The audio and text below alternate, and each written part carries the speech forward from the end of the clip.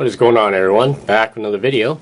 So just a quick video to show off my new knife storage system. But before I get into that, I want to say that there's two more Microtech Ultratechs available for sale. This is one that was remaining from the last video, and this is the Ultratech Standard, the black standard.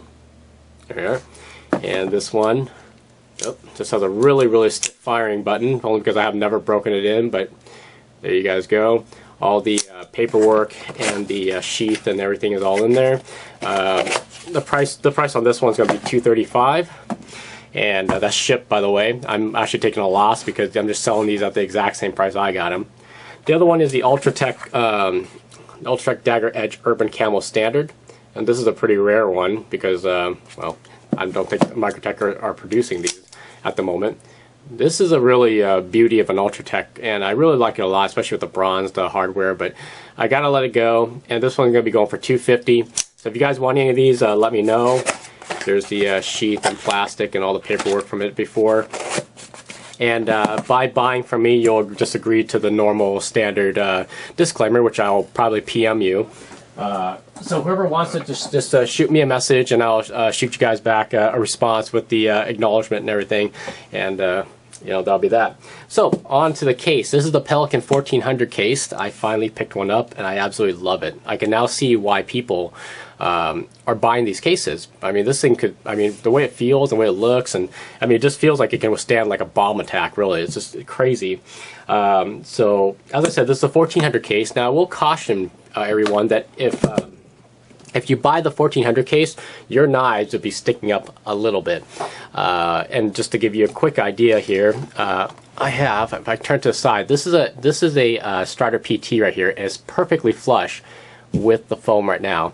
And on the side here, you see this is the SMF and this is SNG, so it gives you an idea of how much your knives will stick up, you know, if you do it in this configuration where your knives go straight down. And of course, this way maximizes the space. It's more efficient for space. So the other thing I did with this case is I took off the bottom foam, and I'm sorry, took out the bottom foam, and I replaced it with like foam that's only about like 2 millimeters thick. So it helped a lot in terms of not feeling like my knives are being crushed when I shut the lid, because the top part, the lid, has this really thick foam on it too, which I prefer to keep in because it kind of keeps the knives from, you know, flying back up, you know, if the case is upside down or whatnot. So so I chose that, keep that in there. I took this foam off the bottom and replaced it with a very thin foam. So it's just enough that I know my knives are not hitting hard plastic on the bottom. So anyways, so this is my configuration at the moment. I do plan to get a second one, and something actually smaller but deeper. And the reason being is that I feel like this knife case, while it is not very big, it is getting rather heavy, especially with all the steel that I got in here at the moment. So in transportation or moving it around, I would prefer to keep my knives in several different smaller cases, I guess. It's just my personal preference. But until I get the new one, you know, this will have to do. And I still got a lot of knives that I haven't been able to work into this case, so this is all I could do for the moment. So just to kind of run you through from what I have in here, I got the Hinder XM18 in the corner, and you can see how well that fits in there. This actually is like a good height because it doesn't really push up a lot. And until we get into like the SMF sized and you know, stuff that have like 4-inch and longer blades, you know they're not going to fit in here. So the Marty Young Ursus in the corner. So I pretty much put most of my customs across the top. And for anyone who missed it, this is the Marty Young Custom Tonto with Mokume. I just can't stop staring at this knife. This is a beauty right here. Mark Nevling's Dress Dreadnought. I got my George Muller Mother of Pearl flipper with the Dama Steel. Love this. This thing flips like a dream. Not the best flipper in the world, but still really nice. Mel Pardew Stiletto. Got the Mammoth Ivory.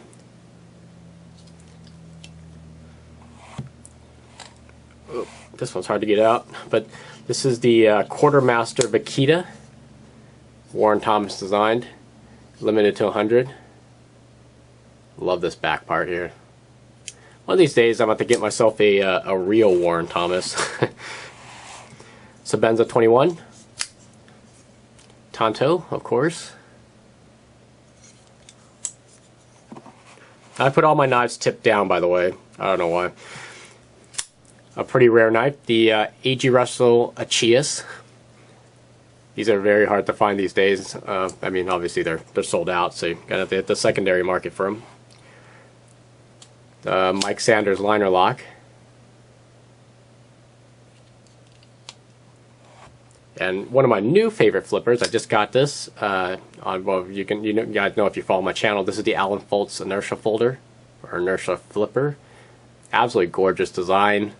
I mean, this definitely is going to be a lot different than anything else I'm going to be showing you out of this case, or anything else I'll probably ever own for that matter. But it just flips like a dream. I love this.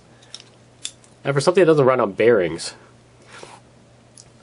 the Line Steel SR1 in a nice purple polish.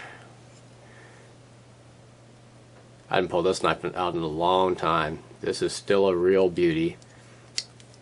There's a reason why I couldn't sell it. Alright, so just a Strider SMF. You see how far it sticks out when I put it back in the case here. Look at that. Next to it is the S&G.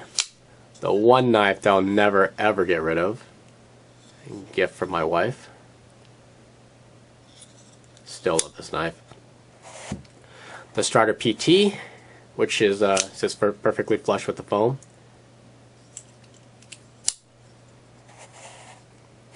What do we have here? Kershaw Speedform. The Kershaw Volt, which I know you guys have been seeing a lot lately on my channel.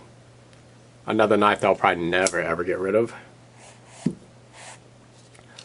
The 0560 CBCF by Zero Tolerance. Just the regular production 0560.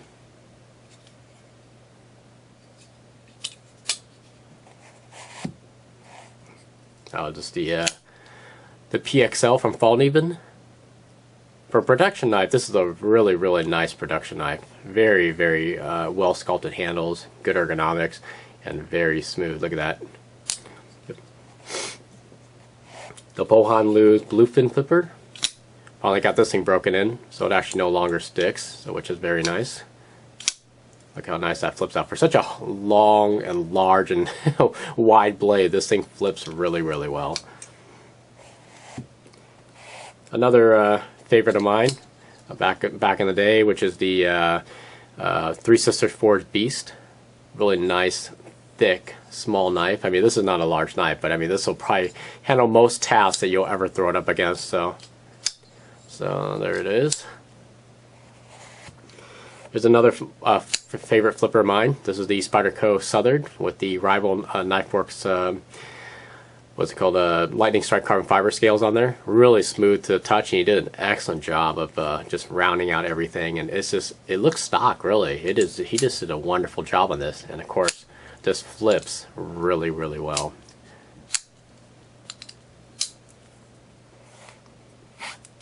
The Bob Lum, Spyderco Lum Tonto.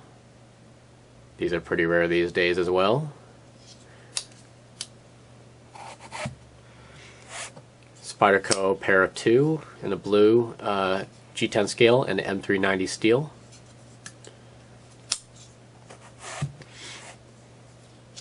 My original pair of 1 with the Cascati scales and the glow dot inserts. This is a oldie but goodie. The Edgechamp Spyderco Persian.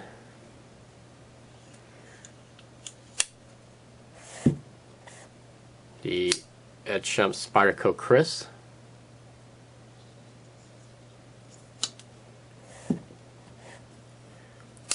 Spyderco ATR in stainless steel.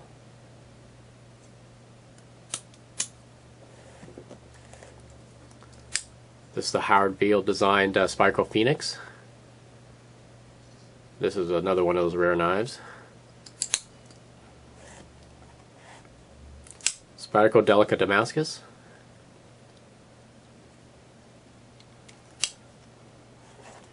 And of course, can't be without some of my Emersons. Emerson Roadhouse.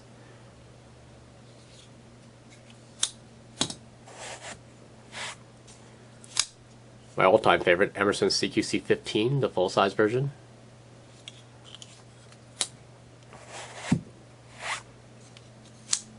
Emerson Reliant.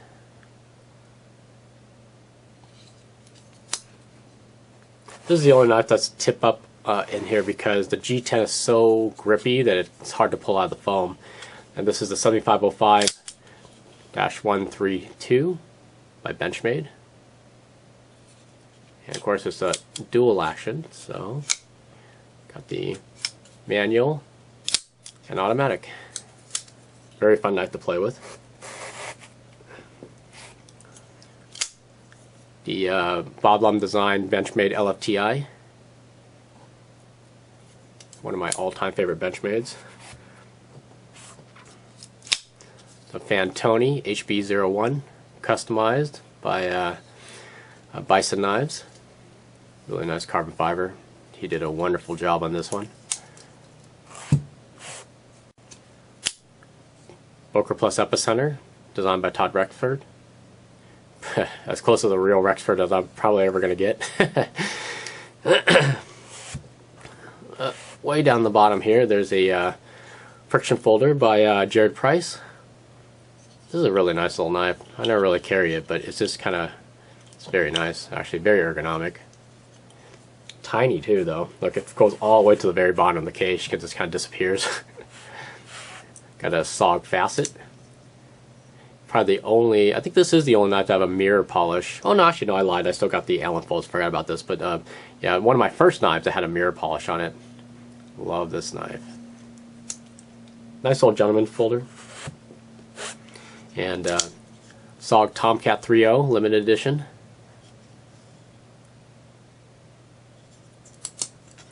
And then some of the larger knives, which I could not fit straight down, which is the Kershaw Tilt.